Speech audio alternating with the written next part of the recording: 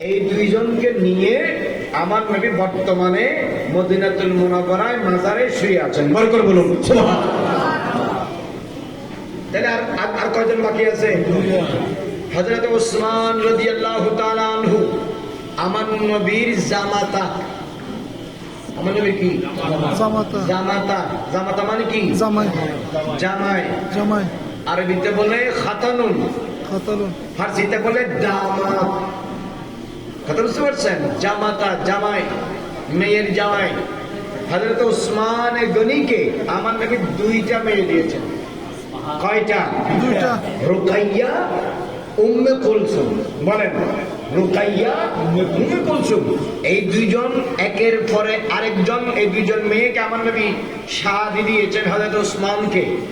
আর ফাতেমাতুজ জাহরা খাতুনে জান্নাত, সাইয়্যিদাতু নিসাইল আলামিন, সাইয়্যিদাতু নিসাই আহলিল জান্নাহ, সাইয়্যিদাতু নিসাই হাযিহিল উম্মাহ, হযরত ফাতেমাতুজ জাহরাকে আমার নবী শাদী দিয়েছেন মাওলা আলীকে।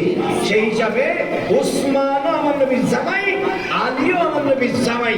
চারজন খলিফাকে আল্লাহ পাক এত সুন্দর করে সাজাইছেন, দুইজন শ্বশুর, দুইজন জামাই। বলে করে বলুন না সুবহানাল্লাহ।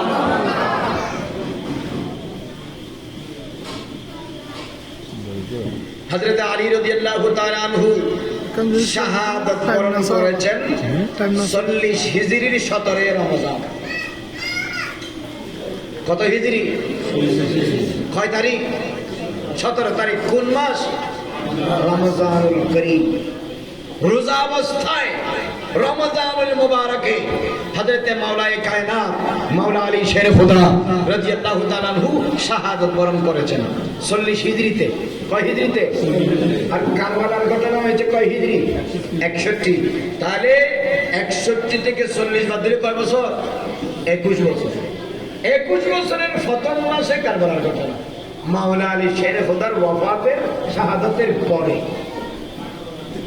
হযরত আলী রাদিয়াল্লাহু তাআলা আনহু শাহাদাত বরণ করার পরে তামাম মুসলিম জাহানের খলিফা হয়েছেন আলী রাদিয়াল্লাহু তাআলার বড় ছেলে ইমামে হাসান। বড় করে বলুন না সুবহানাল্লাহ।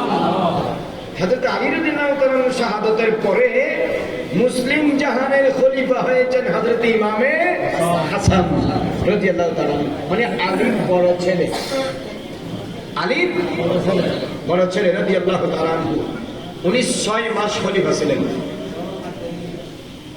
6 মাস। তো শরীয়তের মধ্যে, ইসলামের মধ্যে ওনাকে সহ খলিফা হিসাব করা হয়। যেটা আমার নবী বলেছেন খেলাফত চলবে কয় বছর? 30 বছর। তো বাকি 60 জনের খেলাফতের সময় 29 বছর, 6 মাস। আর এই 6 মাস পূর্ণ হয়েছে ইমামে হাসানের মাধ্যমে। তো উনিও ইসলামের 5ম খলিফা।